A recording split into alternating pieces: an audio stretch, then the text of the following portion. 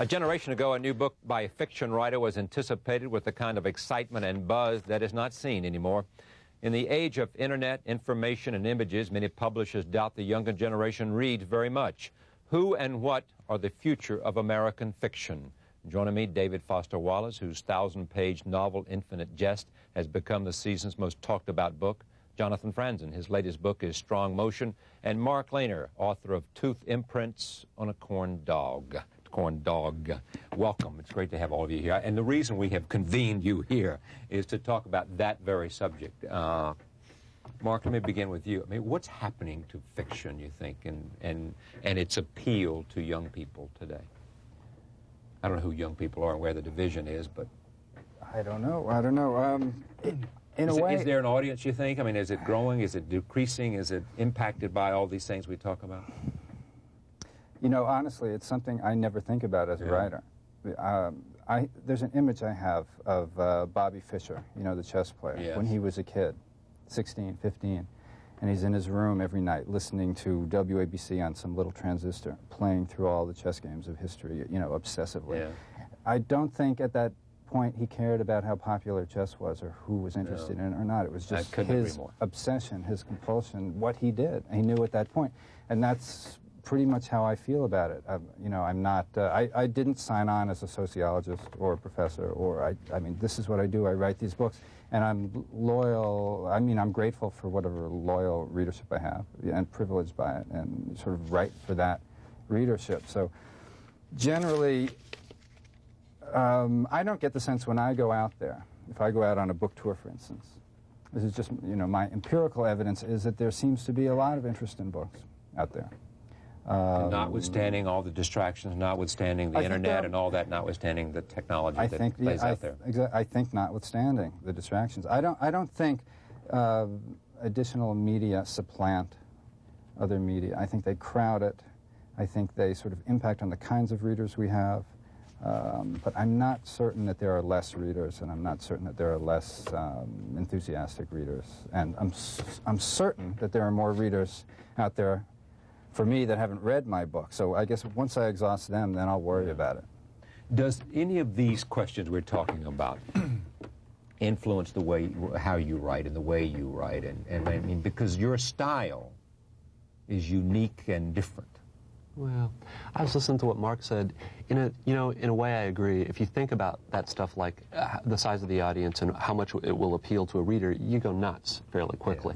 But on the other hand, I think where Mark and I differ a little bit is I think, in a weird way, the condition sort of commercially for fiction bears a little bit on the aesthetics of writing right now, because at least the generation that I think of myself as part of was raised on television, which means that at least I was raised to view television as more or less my main kind of artistic snorkel to the universe. And I think television, which is a commercial art that's a lot of fun, that requires very little of the recipient of the art, I think affects what people are looking for in various kinds of art, and I think can make the sort of fiction which, if I can lump a bit, I think all three of us do, stuff that's at least harder than average, weird, requires some work to read. What's interesting to me is the very phenomenon that perhaps demographically cuts into our audience is a big part of sort of what's going on in the country that I think fiction writers are trying to capture in some way. Okay, what's that?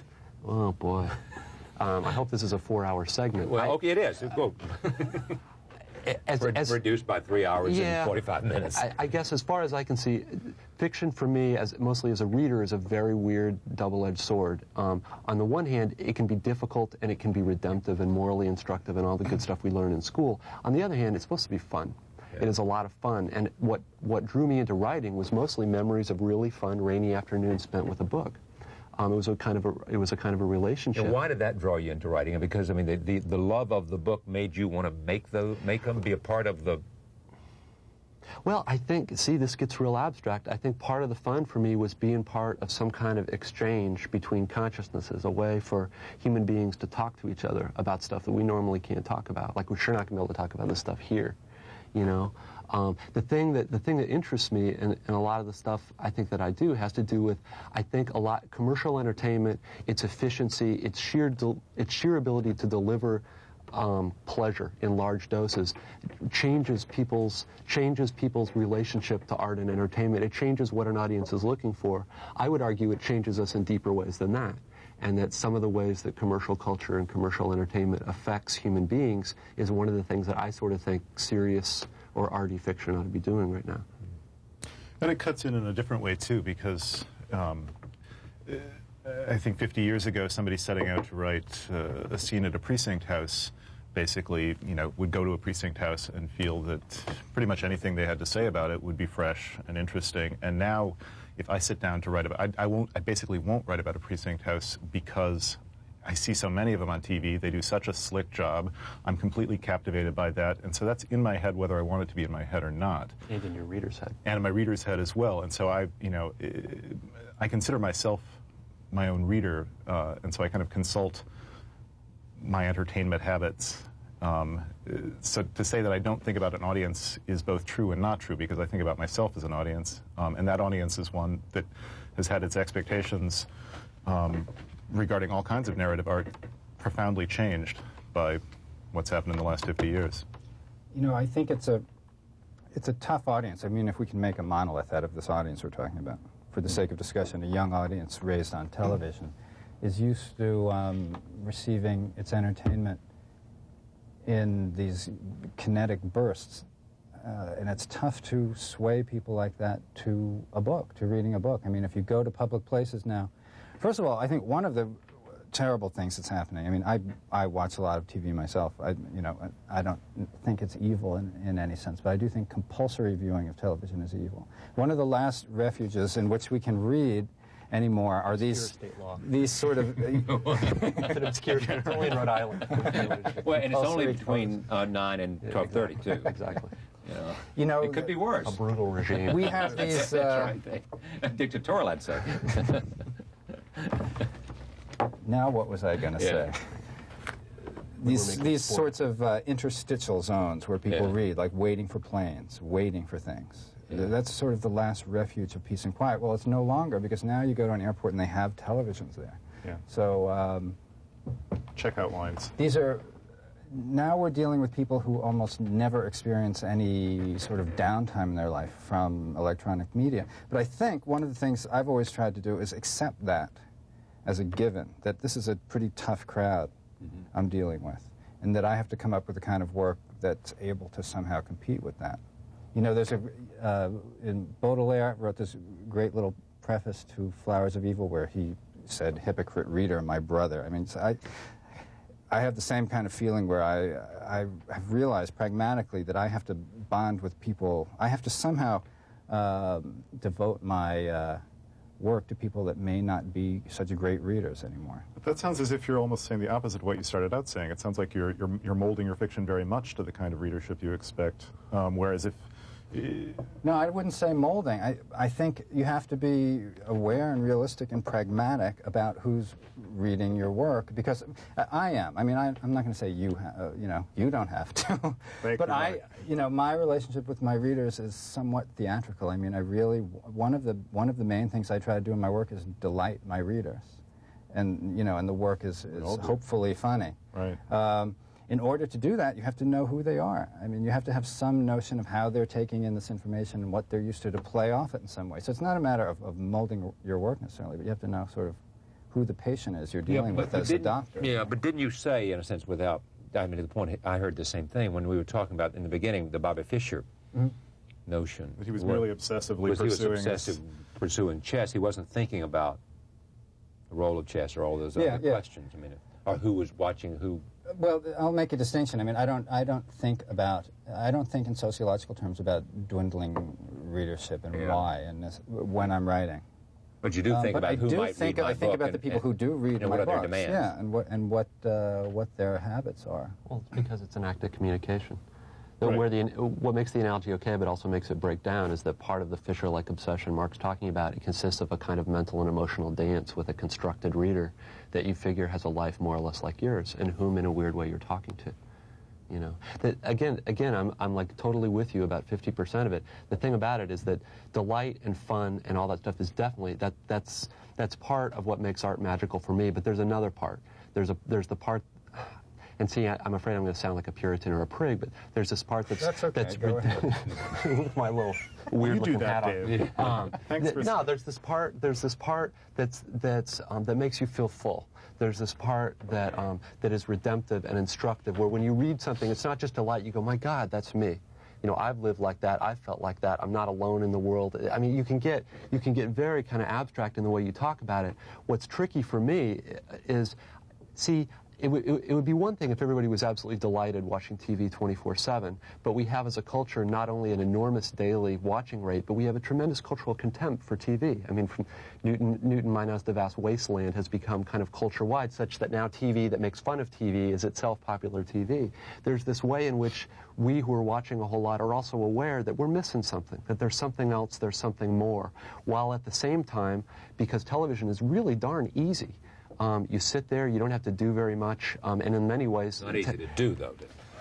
Oh, no, we never suggest that. But, you know, there's also, I mean, there's a second model you can sort of come at the audience problem which is that people who read books, who seriously read books, who read a lot of books nowadays, it's like a priori not of the mainstream. You have a weird audience who is defined in large part by their non-participation in mass entertainments of that kind, and I think another way you can go about it is to just basically keep on doing the same old kind of book, making little subtle nods to the fact that it's now 1996 and so not what, the only people 1896. the only people who read like serious fiction are people who don't watch TV? No. Thank you for drawing that out for me, Dave. No, if I've misheard, enlighten me.